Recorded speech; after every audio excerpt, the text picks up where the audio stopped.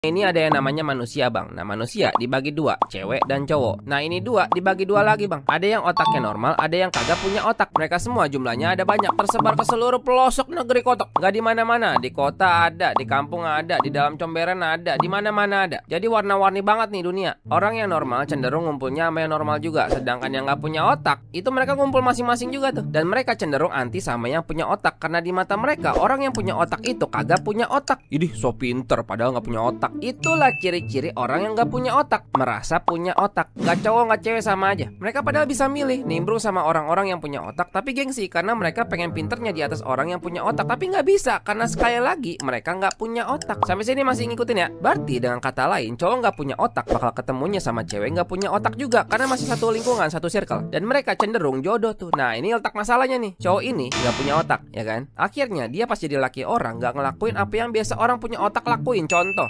nafkahin keluarganya, ngajarin keluarganya, tanggung jawab sama keluarganya. Itu semua nggak dilakuin tuh, karena kan ide dari aktivitas-aktivitas itu terkandung ke dalam sebuah otak, sedangkan dia otaknya nggak ada. Dan dia juga ngelakuin aktivitas-aktivitas yang orang punya otak nggak lakuin. Contoh, main cewek, main jodoh. Lu semua udah tahu lah yang kayak mana lah ya. Jadi sekarang kebayang nggak bininya kayak mana? Cenderung nggak punya otak juga. Hasil didikan lakinya atau emang nggak punya otak dari lahir? Karena lakinya kurang ajar, jadi dia juga terbiasa kurang ajar sama lakinya. Apakah salah dia dapat laki kurang ajar? Lu jawab sendiri dah. Yang pasti dia yang milih berada di lingkungan orang-orang nggak punya otak. Dia yang milih merit sama cowok nggak punya otak. Tiba-tiba pas udah jadi lakinya, dia kaget. Kok laki gue kurang ajar ya? Lamba jangan kaget lamba. Nah tahu-tahu nih, nah ini nih, tiba-tiba muncul kesimpulan di kepala dia, semua cowok sama aja. Kenapa bisa muncul itu di kepala dia? Karena di kepala dia nggak ada otak. Selama ini dia berada di lingkungan yang nggak punya otak. Jadi bahkan dia nggak tahu kalau di dunia itu ada cowok yang punya otak. Padahal salah dia mainnya nggak jauh. Nah cewek-cewek ini mereka cenderung main TikTok. Nah ini otak masalah barunya nih. Kan tadi mereka nggak punya otak tapi merasa punya otak ya. Akhirnya mereka sering bikin konten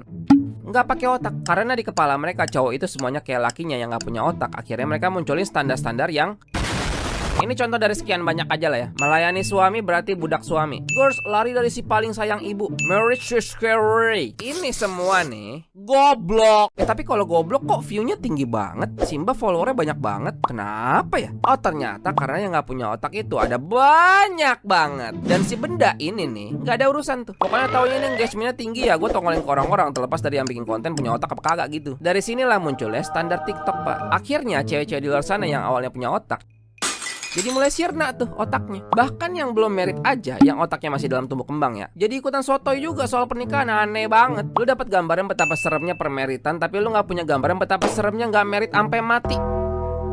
Sekali lagi inget loh, lu dapat standar dari orang-orang yang nggak punya otak. Nggak punya otak.